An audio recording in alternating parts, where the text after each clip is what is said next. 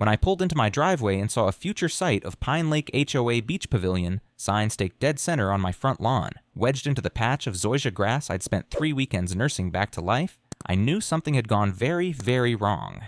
Not just wrong in the "we messed up your Amazon delivery" way, I mean wrong like someone was actively trying to rewrite the laws of reality while sipping white wine and wearing a visor. The workers had already put up orange fencing along the edge of my dock, sectioning off the lakeshore like it was some crime scene. My daughter Amari sat on the porch steps, still in her school uniform, hugging her sketchbook like it was a life raft. I could see the smudge of tears on her cheek and muddy boot prints across the page. And standing off to the side, clipboard in one hand, sunglasses so large they probably had their own zip code, was Karen Ellingsworth. HOA president, former real estate lawyer, current suburban warlord. She turned when she heard my tires crunch the gravel, gave me that tight, high-sodium smile she probably practiced in the mirror. "Dr. Brooks," she said, like we were old friends who played tennis on Saturdays. "I'm afraid there's been a little jurisdictional update regarding your shoreline. Nothing personal, of course, just progress. Let me be clear, I'm a trauma surgeon. I've held someone's heart in my hands while shouting for more suction. I've stitched up people bleeding out on stainless steel tables with 15 seconds to spare. But in that moment, standing there in scrubs, still smelling faintly like antiseptic and ICU coffee, I had no words. I looked at my daughter, then back at Karen. I managed to say, 'This is my land.' Karen didn't blink, not according to the registrar's office. And just like that, I felt something cold settle in my chest. Not panic, not even rage, just that quiet realization every surgeon knows deep in their bones. The bleeding's internal, and if I don't act fast, something I love is going to die. Let me rewind. Before this whole HOA nightmare hijacked my life, things were simple, or at least quiet, which I'd come to value more than I expected after a decade in trauma rooms. The house wasn't new.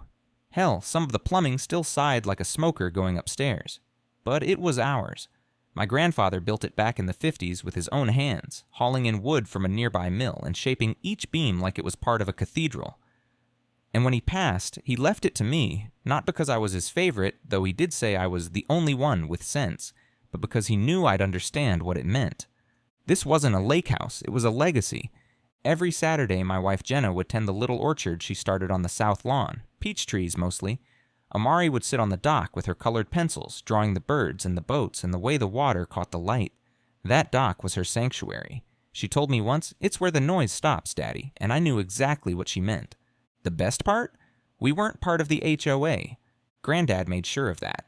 When Pine Lake was developed, he refused to sign any agreement. Said, "I didn't fight in Korea so some woman named Barbara could tell me what color my shutters should be." I didn't inherit his war stories, but I sure as hell inherited his attitude.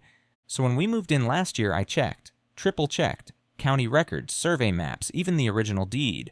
Our parcel stood outside the HOA lines, like a stubborn tooth in an otherwise veneered smile. It didn't matter to me. I didn't care if my mailbox didn't match the neighborhood aesthetic or if my recycling bin faced the wrong way on Tuesdays. I just wanted peace, time with my family, a place where I wasn't Dr. Brooks, with a patient coding in room 3, but Elijah, the guy who grilled too many burgers and never remembered to refill the propane tank.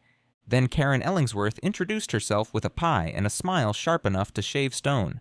"It's so lovely to finally have some respectable neighbors by the lake," she'd said. I smiled, but I knew what she meant. It started with a letter. Of course it did. Folded neatly, tucked inside a bright white envelope stamped with the Pine Lake HOA seal in gold foil, because nothing says we're overcompensating for childhood trauma like custom embossed stationery. I found it wedged under my welcome mat one morning, just after walking Amari to the bus stop. She'd forgotten her sketchbook, and I was halfway back to the house when I spotted the corner of the envelope poking out like a snake waiting in the grass. Inside, the message was written in the kind of polite corporate tone that always feels a few degrees shy of a threat. Notice of violation. Property located at 482 West Shoreline Drive has been found in violation of Pine Lake HOA guidelines. Under Section 4B, Article 7, unauthorized dock extension, excessive natural overgrowth, non-compliant exterior paint color, storm gray. Please submit renovation plans to the Architectural Committee within 14 days to avoid formal escalation. Warm regards, Karen Ellingsworth, HOA President. I stared at the paper, then at my dock, which hadn't been touched in 6 months, then at the natural overgrowth, which as far as I could tell was 3 wildflowers and one particularly ambitious dandelion. And the paint?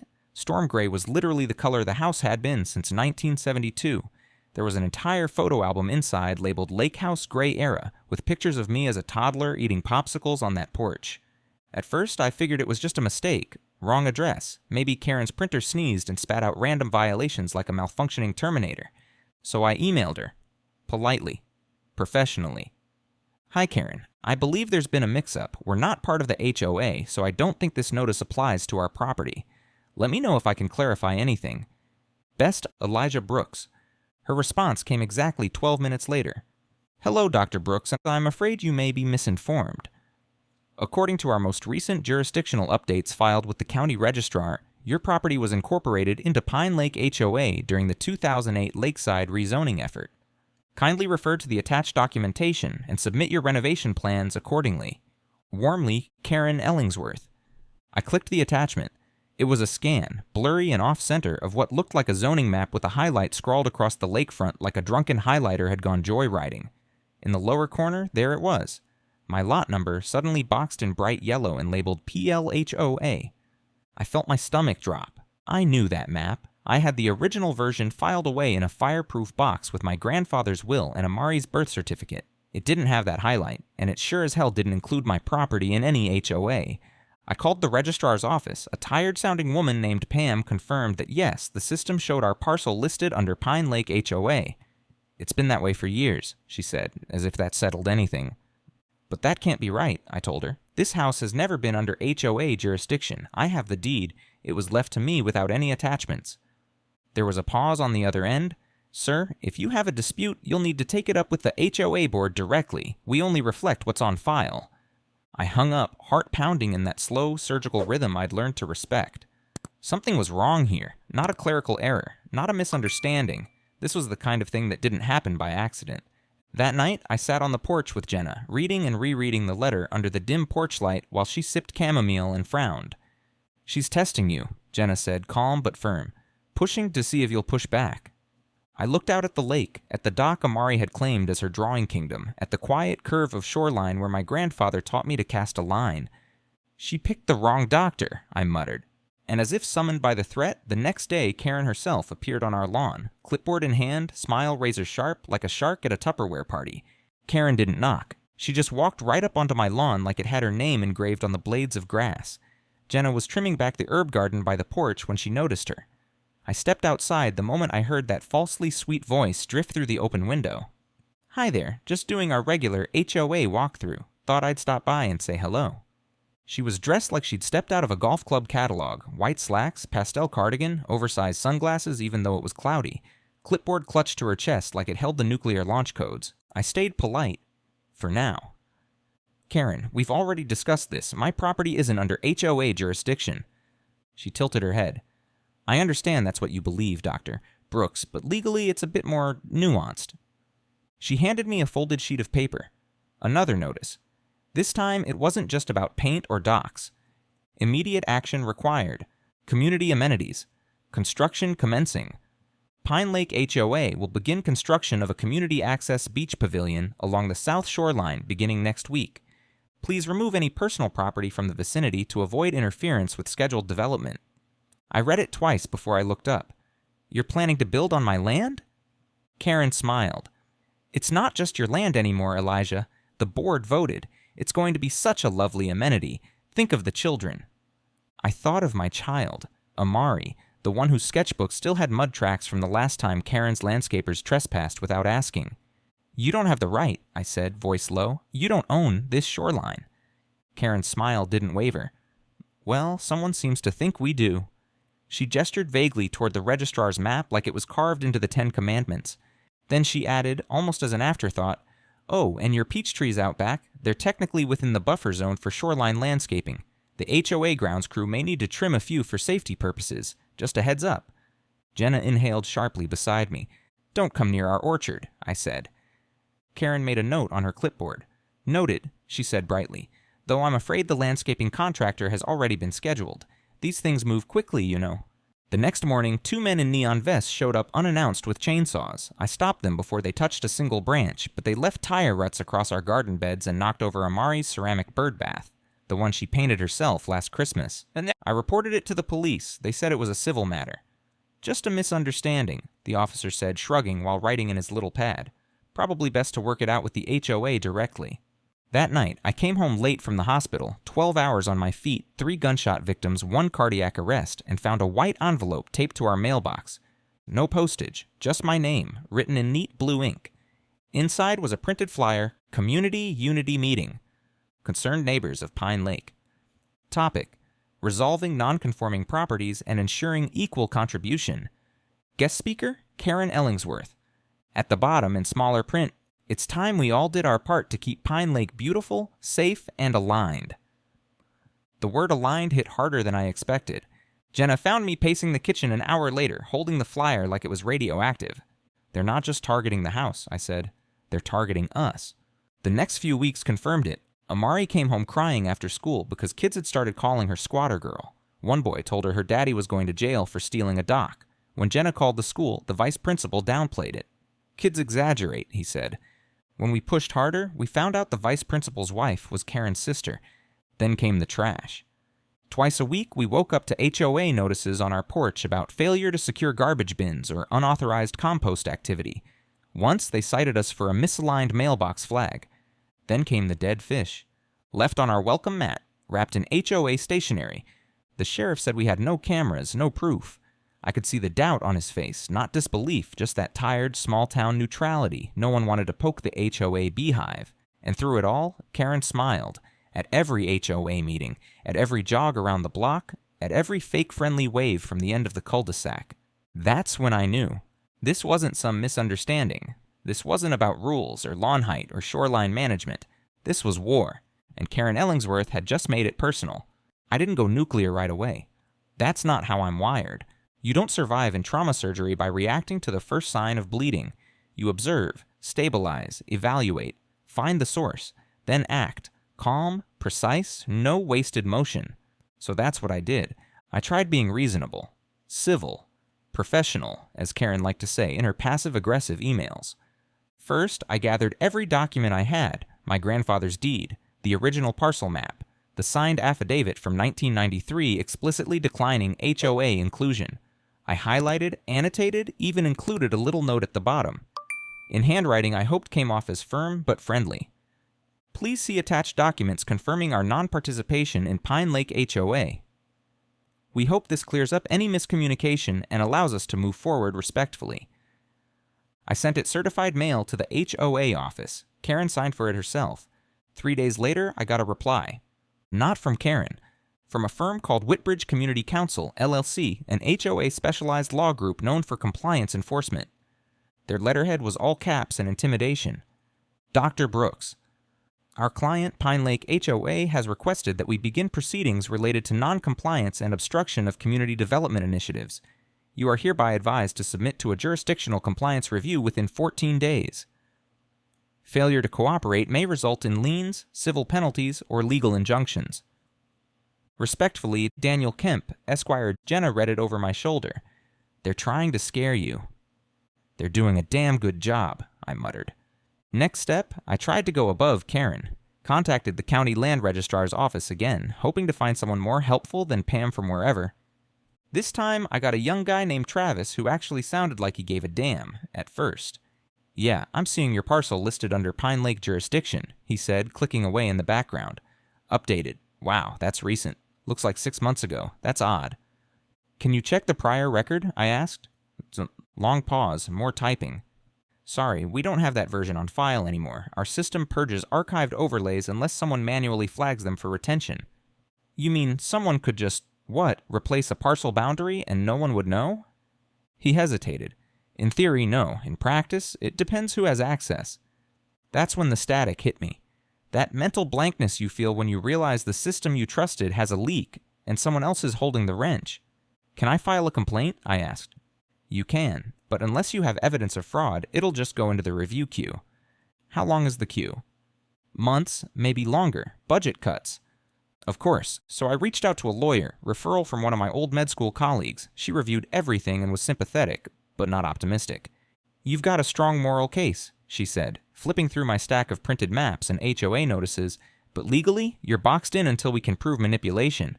You'd need access to the registrar's change logs, not just the output. Can you get those? She gave me that careful, lawyerly smile. Not without a court order, which we can't get. Without probable cause. Catch 22. Neat little bow. Meanwhile, the attacks kept coming. Not physical, not direct, just constant erosion. Amari's bike disappeared from our yard one night.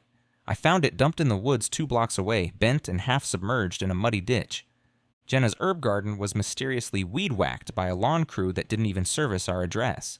Karen left us voicemails, always polite, always recorded, reminding us that community harmony requires cooperation, and non-conforming behavior leads to consequences. And then came the final straw. The HOA newsletter arrived. Glossy, full color. Front page headline. Community comes together for Beach Pavilion Initiative. President Karen Ellingsworth leads efforts to reclaim and revitalize neglected shoreline parcel, long abandoned by prior ownership.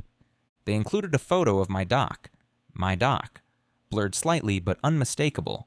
The caption read, "Future location of the Pine Lake Children's Pavilion and Picnic Lawn." I felt something crack behind my ribs. That night, I sat on the porch while Jenna tucked Amari in, clutching that newsletter like it might catch fire in my hands. I stared at the lake, silent and still under the moonlight. The dock cast a clean silhouette over the water, just as it had when my grandfather built it and my father before me fished off its edge. And now it was being turned into a playground for people who wanted me gone. I pulled out my phone, scrolled to the contact I'd saved years ago but never used, Malcolm Reese. I hesitated for just a moment, then hit call. He picked up on the first ring. Elijah? His voice was gravel and velvet like bourbon in a steel cup. "I need your help," I said. "It's about my land. It's bad." There was no pause. Just text me the address. I'll be there by morning. Malcolm showed up at 6:43 a.m. sharp. Dark SUV, no plates. Black jacket, black boots, black coffee in a thermos that smelled like it could strip paint. He looked like he'd just stepped out of a courtroom brawl, not a 4-hour drive down from Tallahassee. He didn't hug, didn't shake hands, just nodded once. "You said it was bad." "It's worse." I handed him the folder, everything I'd compiled. Photos, notices, scanned maps, emails, Karen's lawyer's letter, the newsletter with my doc on the front page like a damn trophy. He flipped through it in silence while Jenna poured him coffee and Amari peeked around the corner like he was a detective from a movie. He had that energy, quiet but heavy, the kind of person who walked into a room and changed the temperature by 5 degrees. After 20 minutes, he closed the folder and said, "Okay." "That's it?" I asked. "Okay?" He looked up. "I've seen this before, not here, but in developments outside Savannah, parts of the Carolinas. Fake easements, ghost signatures, mid-level officials on the take. You don't have a paperwork problem, Elijah. You've got a pattern." He pulled out a tablet from his case and started typing. "County registrar's systems are notoriously undersecured," he muttered. "They rely on physical verification and clerical oversight. You'd be amazed how much damage someone can do with a single login in a PDF editor." "Wait, you think Karen changed the land records herself?" He gave me a sideways glance. "Not personally, but I'd bet a month's bourbon budget she had someone inside, a clerk, a contractor, maybe a consultant, someone with access." I felt my stomach twist. "Can you prove it?" "I can find the crack. If it's there, I'll see it." He worked out of our dining room for the next 6 hours. Didn't speak much. Occasionally he'd mutter things like "amateur move" or "that's cute" under his breath, then tap away like a man rewiring the matrix. At one point he pulled up a mirror of the county's GIS interface and overlaid parcel histories. "See this? Yours was clean up until a single time-stamped edit 6 months ago. That's the breach." "Can we get the original?" "System purge, but if the IT guys didn't wipe the audit logs." He stopped, froze, then leaned in closer to his screen. "Oh. Oh, Karen, you sloppy witch." He turned the screen to face me. There, buried in metadata, was a notary signature, attached to the rezoning document Karen had waved around like it was gospel. "Johnny Mathers," I read aloud. Malcolm nodded. "Want to know the best part?" He tapped his screen and pulled up a local obituary from 4 years ago. Johnny Mathers, beloved notary public and Rotary Club member, passed peacefully in his home. "Your notary's been dead since 2019, Malcolm said. "Unless Karen's got a Ouija board, that signature is a forgery." My breath left me. "This is criminal," I whispered. "Forgery, document tampering, fraud, conspiracy to defraud a property owner. That's just her. Whoever in the registrar's office approved this might be looking at state time. But it's just one case, I said. What if they say it's an accident? Malcolm didn't blink.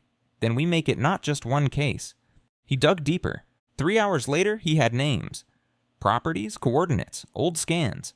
Karen hadn't just doctored my land. She'd done it 5 times before. A retired teacher 2 streets over. A single mother who moved out last year after voluntarily selling her backyard to the HOA for community landscaping. A Korean War veteran whose daughter now paid HOA fees for a tool shed that wasn't even on HOA land when he built it. Same pattern, sudden jurisdiction, adjustments, pressured buyouts, construction projects that conveniently boosted property values for everyone except the victim. Malcolm leaned back and let out a low whistle. She's not a homeowners association president. She's a white-collar land pirate. We sat in stunned silence. Jenna leaned on the wall behind me, arms crossed, eyes red. They've been building a beach pavilion, I said slowly, on stolen land. Malcolm looked at me. You ready to burn this whole damn kingdom down? I didn't answer, but I reached for my phone and started making calls.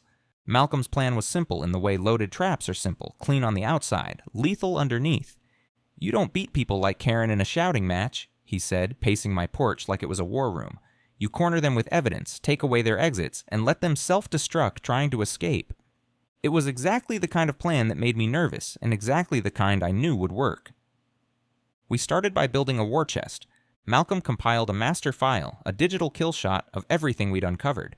The forged notary signature, the fake rezoning docs, the suspiciously edited registry logs, and perhaps the most damning, internal HOA communications leaked by a former board member, Malcolm, tracked down through LinkedIn and a burner phone. The emails were pure gold. In one, Karen joked about phasing out certain elements from the lakefront community. In another, she called my dock a non-compliant racial scar on an otherwise unified shoreline. Yeah, let that sink in. We also had photos of her attending HOA groundbreaking ceremonies on properties that weren't legally part of the HOA at the time. Newspaper clippings, promotional flyers, all signed off by her. Next step? Organize the victims. Malcolm and I started visiting the other homeowners, quiet conversations at back fences, early morning coffees at the diner, hushed talks at church events. Once we laid out what we had, the responses ranged from stunned silence to quiet tears. Ms. Dolores, 78, widowed, soft-spoken, clutched the photo of her bulldozed rose garden with trembling hands and whispered, "She told me it was for safety, that the HOA had a fire route easement. I didn't even know I could say no." She joined us without hesitation. In a week, we had 5 families. Each had a story, each had documents, each had been pushed, intimidated, manipulated into ceding land that wasn't hers to take. We pooled our resources and hired a civil rights attorney, Tasha Delaney, tough as nails, Southern-born, Harvard-educated, and with a resume that made white-collar criminals wake up sweating. Tasha's first words after reviewing the case? "This isn't just a lawsuit, this is racketeering." We were going federal. Tasha worked fast. She filed a complaint under the RICO Act targeting Karen and the HOA as a corporate entity. The claim? A pattern of coordinated fraud, abuse of power, document tampering, and racial intimidation for financial gain. Malcolm coordinated with a friendly IT forensic team to extract metadata from the county's server backups. They found access logs tied to a part-time clerk, one who just happened to be Karen's goddaughter. Meanwhile, I drafted a formal open letter to the community, co-signed by the other victims, detailing everything we knew. We weren't publishing it yet, not until the trap was set. But the pressure was working. Karen was starting to feel it. She emailed me twice, once saying she hoped we could resolve this amicably without involving unnecessary legal escalation. And once more after that, a bit shorter, "You're making this harder than it needs to be, Elijah. No one wins when neighbors become enemies. No threats, just polished menace." Then something strange happened. 2 of the families involved in our case got anonymous offers in the mail, cash buyouts for their homes. No explanation, no sender, just a number and a deadline. One of them, an elderly man named Mr. Calloway, called the number out of curiosity. It connected to a development company that, surprise, had been founded 6 months ago with a silent partner listed as KE Holdings LLC. Karen Ellingsworth Holdings. It was getting sloppy, desperate, and that was exactly what we needed. So we finalized the timeline. Tasha would file the federal suit publicly on Monday, but before that we were going to drop the open letter to the community. Email blast, Facebook groups, local news tip, and the cherry on top, Malcolm had scheduled a sit-down with a friend at the Tampa Bay Tribune who just happened to owe him a favor. "You sure you're ready for this?" Malcolm asked one night, sipping black coffee in my kitchen while Amari colored silently at the table. "I've lost sleep, lost peace. I almost lost my daughter's trust in the adults who are supposed to protect her." I looked him in the eye. "I'm ready to take back what's mine." He nodded once, and in that moment I felt it. Clarity. Not rage, not revenge, just resolve. We weren't victims anymore. We were coming for her. It started with a story.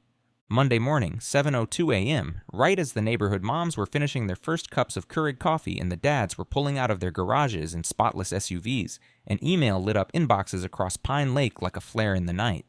Subject line: "What the HOA doesn't want you to know. A letter from your neighbors." It was short, plain-spoken, and damning. "We are a group of homeowners who have experienced targeted harassment, illegal property claims, and fraudulent land takeovers at the hands of Pine Lake HOA leadership, specifically President Karen Ellingsworth. This includes forged documents, backdoor deals, and intimidation campaigns stretching over 5 years. This is not a theory. We have evidence. A federal lawsuit has been filed today. We invite all neighbors, regardless of HOA status, to read the truth before siding with silence. Signed, Elijah Brooks, MD, Ms. Dolores Watson, Carlos and Mariana Ruiz, Mr. Harold Calloway, Tasha Delaney, Esquire." We attached a link to a simple website Malcolm built in a weekend, just the facts. Scanned documents, side-by-side parcel maps, forensic evidence from the county server logs, short video testimonies, no commentary, just receipts. Then came the real blow. By noon, the Tampa Bay Tribune published their story. How a Florida HOA president orchestrated a quiet land grab until her victims fought back. Front page of the online edition. Malcolm's contact at the paper had done a hell of a job. Karen's smiling face from the HOA newsletter, juxtaposed with side-by-side property documents marked original and forged. We didn't embellish. We didn't have to. By 3 p.m., the Pine Lake Facebook group was a civil war. Neighbors turned on each other like real housewives with lawnmowers. Wait, is that why they bulldozed Dolores's rose garden? I always thought that beach project was shady. Karen threatened us when we asked about dues increases. If this is true, she's going to prison, right? But we weren't done. That evening, we showed up at the Pine Lake HOA board meeting. All 5 of us. Quiet, not angry, just prepared. The clubhouse was packed, standing room only. Karen stood at the front in a peach pantsuit that suddenly looked 2 sizes too stiff, clipboard in hand, jaw tight. She tried to open the meeting with her usual warm and fake monologue. "So good to see so many engaged community members tonight." But she didn't get past the second sentence before someone from the back shouted, "Tell us about the forged documents, Karen." The room rippled like a bomb had gone off in slow motion. More questions came, then demands, then silence as Malcolm stood up, walked to the projector, and calmly asked, "May I?" Without waiting, he clicked the remote. Slide 1, the fake zoning overlay.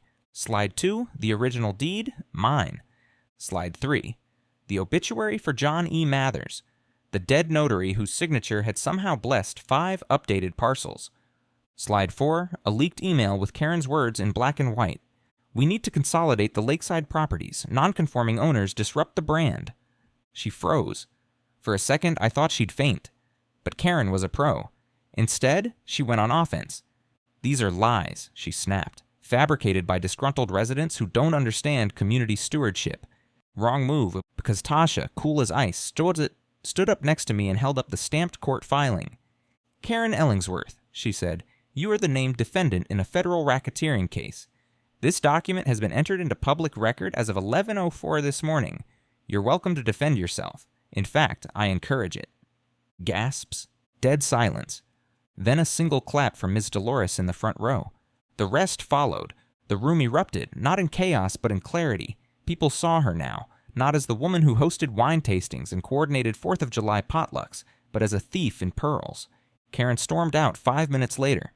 We didn't stop her. The next day, 3 more victims reached out. 2 HOA board members resigned. Local news trucks parked outside the clubhouse for interviews. And me? I finally slept. Not because the fight was over, but because, for the first time since this nightmare started, we were finally winning. The arrest didn't happen in a dark alley or some dramatic high-speed chase. It happened at the Pine Lake HOA Community Gala. Black tie, string quartet, wine that cost more per bottle than most folks' monthly car payments. A celebration of unity, growth, and neighborly excellence. Karen's words, not mine. She'd delayed it once, out of respect for ongoing legal matters, but eventually rescheduled. Guess she thought a well-timed party could drown out a federal lawsuit.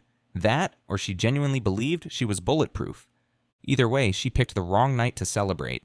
Jenna and I didn't get invites, obviously, but that didn't matter, because Karen Ellingsworth wasn't the only one with friends in important places. Around 8:17 p.m., just as Karen took the stage to deliver her community vision speech, 4 black SUVs rolled up in front of the Pine Lake Clubhouse. Plainclothes officers, badges out, calm, quiet professionalism, the kind that screams, "This isn't your first rodeo, but it might be your last." I wasn't there, but Malcolm was. He caught the whole thing from the parking lot, camera rolling. The second Karen saw the lead agent approach, she stopped mid-sentence. She was in the middle of thanking the HOA's landscaping committee because nothing says evil empire like fresh mulch when the mic was cut. "Karen Ellingsworth," the man said, voice low but firm.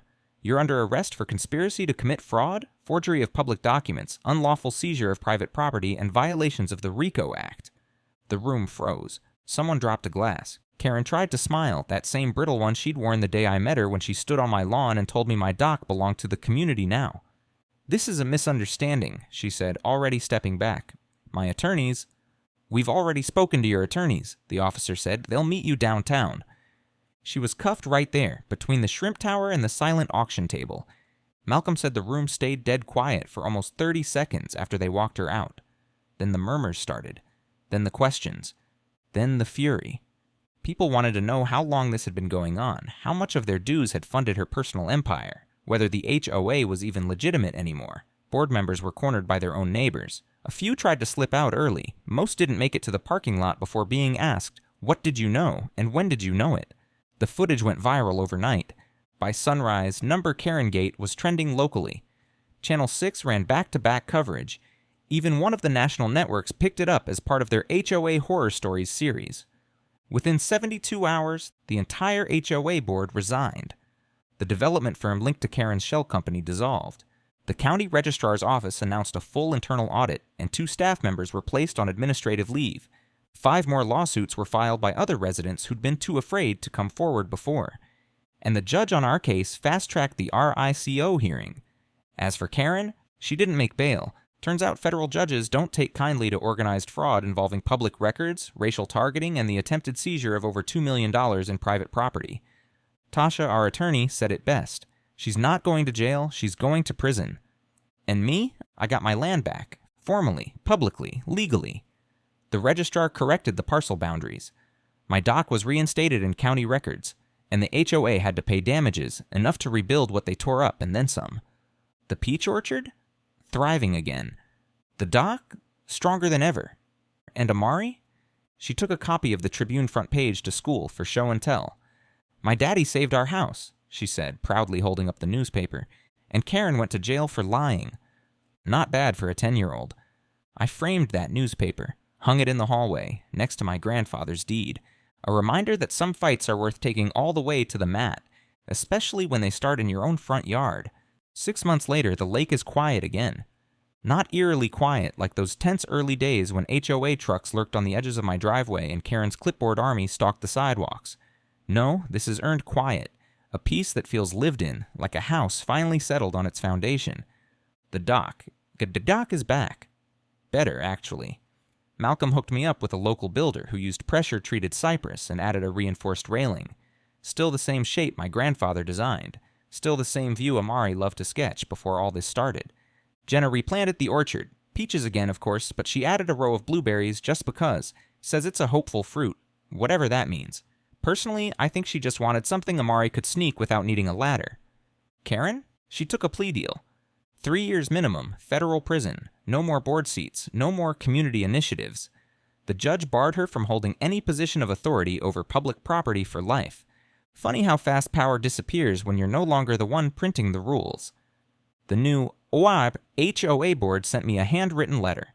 Apologized, profusely, asked if I'd be willing to rejoin the community in good faith, maybe even consider a leadership role. I wrote them back with 2 words, kindly decline. They haven't bothered me since. Sometimes I see neighbors out walking, folks who used to cross the street when they saw me. Now they wave. A few even stop to chat. One guy brought over a 6-pack and asked if I'd help him understand his property lines before he ends up in the news too. I helped him, because that's what neighbors do, real ones anyway. Amari still draws on the dock. She's taller now, quieter too, in that way kids get after they've seen something they didn't quite have words for. But she's healing. Last week she showed me her latest sketch.